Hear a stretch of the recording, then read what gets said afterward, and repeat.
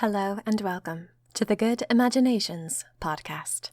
Tonight we will journey to the Nymph Pond, where you can unwind, reorient yourself, and if you would like, fall fast asleep. Before we begin our adventure, make sure you're settled. If you are seated, get comfortable. Listen to your spine and relax your shoulders. If you are lying down, get your covers and pillow where you want them. Create your nest. Very good. Now, take 3 deep breaths with me in preparation for the journey ahead.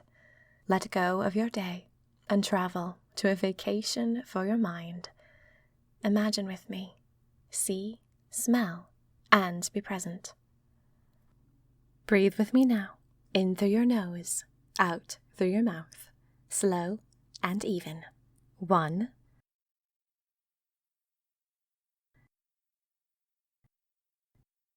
2,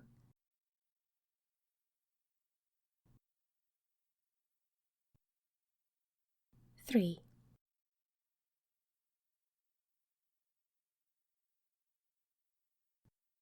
Very good. Now, shut your eyes and let's drift off to the site of tonight's adventure. You are supposed to be hurrying down the path in the woods, hurrying with arms laden with both firewood and a jug of sheep's milk. You are a servant at one of the large manors in the distance. The sun is setting, its golden and red tones slashing across the sky. Your fingers are warm and chafed from all your bustling and carrying, and the muscles in your upper arms ache. For once, you wish you could just stuff your duty and not do what other people want all day. You want to do what you want to do. As if. What would you do? And who would you be? How would you fit into society if you didn't stay in the role you've already been given? Still, there's something wild about the sunset tonight. Sort of reckless. The colors are so red and insolent. Like the sky is feeling spicy and independent. Not a picturesque scene, but something gypsy-like. You stop for a moment, and you admire the way the sunset reflects in the pond.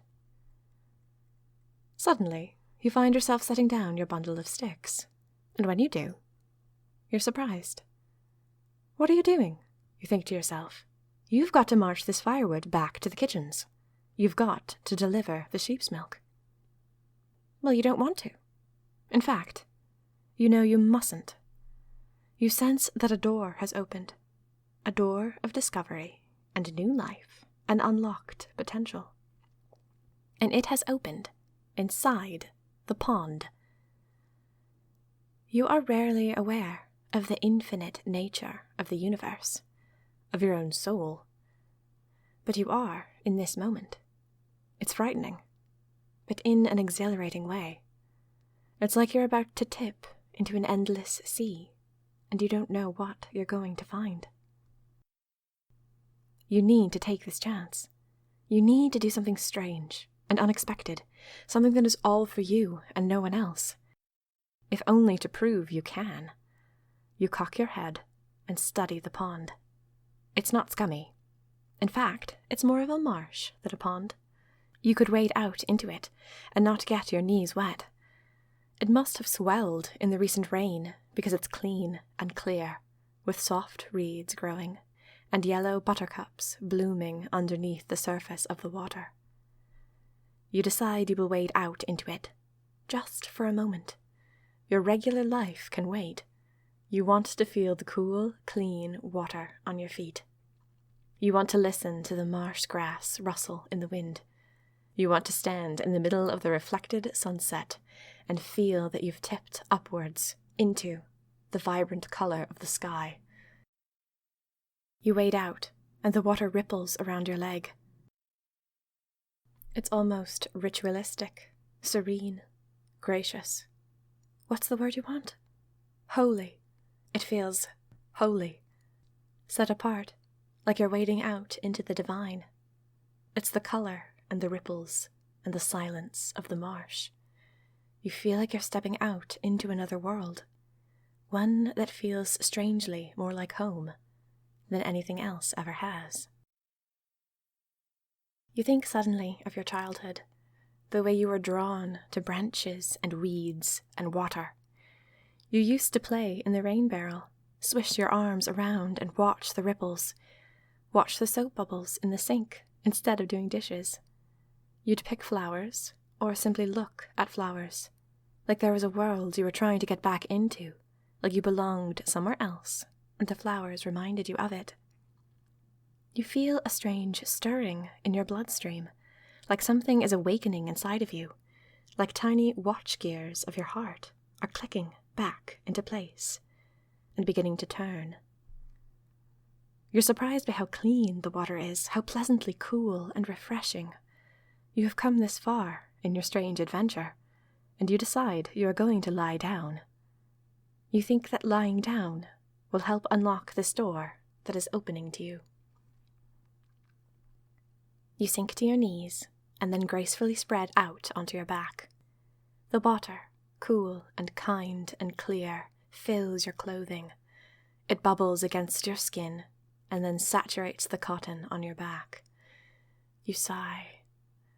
Your hair is fluttered by the water, and the edges of it cool your ears. Now that you are in, you don't want to leave. You are settled in this place of waving reeds and swamp buttercups and crystalline water.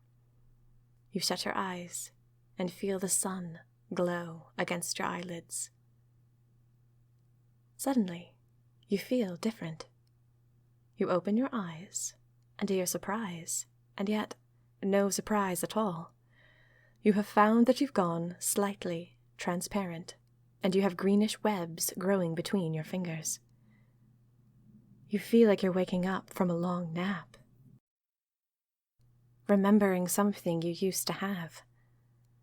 A sudden desperation to swim fills you, and you plunge in, head first. You find that you can breathe underwater, easily, deep gulps of air, not water. It's as if an invisible balloon of air surrounds your mouth, or some sort of magic turns the water into air as it passes through your lips.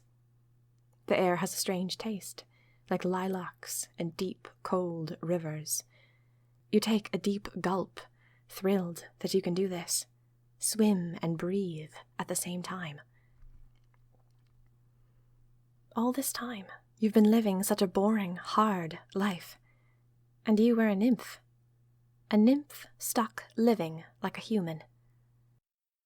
You hear a crystal clear call in the water, music, and you know you're about to swim your way towards a city, a secret magic community, a whole new life of nymphs deep in the forest. You are the guardian of flowers and trees. You have a purpose, a connectivity to the universe. Deep down, you've known it all along. You leave your jug of sheep's milk on the side of the path, knowing that you will never see it again. You are at home. You spread your arms and push forward into the water, propelling yourself with relish into the quiet goodness of rivers and grasses and trees.